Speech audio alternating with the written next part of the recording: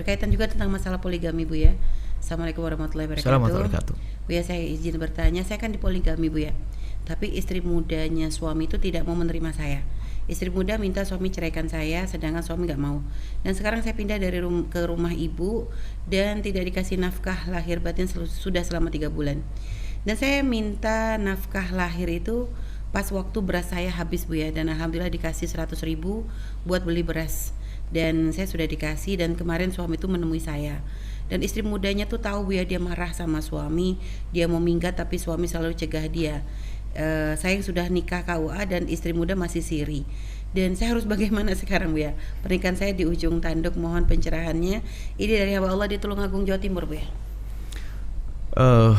Inilah tugas seorang suami yang jangan sampai menuruti, jangankan kok istri yang kedua. Jangankan istri yang kedua, kan keterlaluan sekali. Istri kedua nyuruh mencerai. Istri pertama saja nggak diperkenankan kok. Melanggar syariat, menyuruh istri pertama saja tidak diperkenankan. Jadi kalau model menyemaksa begitu bukan baik dia. Bukan perempuan yang baik. Berarti bagaimana dia? Ya itu sampai Nabi mengancam. Itu termasuk yang enggak akan mencium bau surga kalau cara modelnya begitu.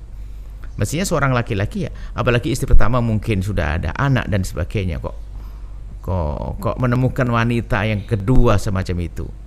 Dan mungkin dia tidak cerdas amat wanita kedua itu. Sepertinya wanita kedua itu mengerti sekali bahwasanya mau tidak mau apa yang dilakukan akan menyakiti yang pertama. Mungkin disitulah justru akan menguatkan hati sang suami agar jangan terlalu menampak, atau bagaimanalah ada hal yang harus kesadar. Kemudian sementara kita lihat justru penanya istri pertama justru lebih nyantai ya kan. Tapi naudzubillah kepada para suami ya, itu hati-hati, menikah lagi itu kan tidak gampang ya, jangan mudah ya. Kalau ketemu dengan perempuan yang betul-betul ya bisa mengerti keadaan istri yang pertama, kalau tidak akan jadi bumerang seperti itu, minta cerai. Mestinya kalau suami semacam itu dia langsung hilang loh cintanya. Kenapa? Perjalanan hidupnya kan dengan istri yang pertama kan gitu ya. Kemudian dengan istri yang kedua seharusnya dia malah mendukung memberi semangat lah kepada suami ya, biar dengan istri yang pertama bukan malah mencerai. Banyak menghibur lah, menasihati kepada suami agar banyak menghibur istri yang pertama. Kalau sudah begitu, istri yang pertama juga jatuh hati. Kenapa kok ini biarpun telah menikah dengan suami saya ternyata tidak mengganggu. Disitulah biarpun tidak saling bertemu, hati itu sudah komunikasi. Ternyata dia bukan ingin merebut saya, bukan merebut, tapi justru ini kedepannya akan ketemu begitu, bukan malah mencerai. Jadi alangkah indahnya ya kalau sudah terjadi. Jadi kalau belum, mungkin nasihat kami ya jangan gampang lah poligami. Kalau sudah terjadi, istri pertama ada nasihat buat istri pertama, ada nasihat buat istri kedua. Istri pertama, ambillah hati suamimu ya dengan cara ya itu saja. Dijaga istri kedua dengan bermacam-macam cara, biarpun tidak langsung lah. Artinya jangan mengajari zalim. Di saat suami diajari kita diajari tidak zalim, kebetulan sifat baiknya akan kembali kepada yang ngajari loh ya.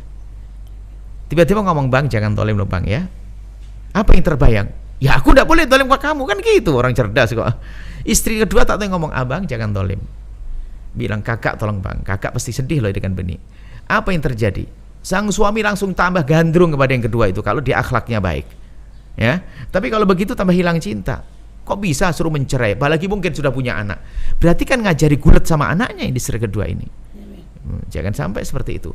Sebenarnya keindahan bisa dibangun asalnya semuanya adalah tidak rakus, tidak ngajari zalim, akan ketemu hati itu semuanya. Subhanallah. Terima kasih Bu atas jawabannya, dan tadi kepada ibunda yang bertanya ya, semoga diberikan solusi yang terbaik. Dan dengan kondisi sekarang Bu ya, dengan suami yang sepertinya kalau dilihat dari kisahnya kan kayak lebih condong dengan yang kedua gitu Bu ya. Suaminya, karena sampai istri keluar dari rumah kembali ke ibunya. Kalau ada kesempatan biar komunikasi dengan kami nanti. Artinya kayak begitu, apakah sudah kayak perpisahan atau gimana? Apakah boleh Bu atau gimana Bu ya? Lah kalau seorang istri tidak mampu dengan perilaku suami dan sebagainya, ya kan? Ketidakadilan kemudian yang lainnya, ya sah-sah saja. Cuman jangan begitu deh. Sebetulnya itu sesaat saja. Anda akan menang kok jika gini loh ya. Sekarang dalam masa persaingan sebetulnya. Persaingan itu sebetulnya bukan harus membuang di sana. Merebut hati kan. Anda saat ini peluang. Tampakkan akhlak Anda yang sangat mulia. Karena di sana saat ini tampak akhlak tidak baik. Jangan Anda ngikuti jalan. Anda penuh dengan ketabahan dan sebagainya. Kalau katakan mencerai abang, saya tidak ingin dicerai. Kalau abang mencerai saya, urusan abang. Yang penting aku tetap sayang abang, cinta abang, Anda tetap berperilaku yang lembut dan sebagainya. Pada akhirnya Anda yang menang. Kalau yang kedua tidak akan berubah, dia tidak lama juga akan dibuang. Karena dia akan kerasa perempuan tidak baik. Kecuali dia berubah menjadi baik. Dan mungkin kebaikan yang kedua itu akan mengatakan, abang, kakak di mana? Ambillah kakak lagi. Anda akan dipanggil lagi. Pokoknya ini yang pertama, Anda harus meningkatkan kualitas akhlak Anda. Saat ini Anda bersaing. Ya, saat ini Anda bersaing. Kalau urusan bersaing dengan kecantikan, mungkin dia lebih mudah dan sebagainya. Tapi yang nggak bisa dipungkiri adalah akhlak, persaingan akhlak, perilaku, kelembutan, sopan santun, penghargaan, dan ketabahan. Itu yang menjadikan suami akan pada ke depan hari akan memenangkan Anda, seperti itu. Setelah Anda menyaksikan video ini, jangan lupa berselawat kepada baginda Nabi Muhammad sallallahu alaihi wa alihi wa sahbihi wasallam.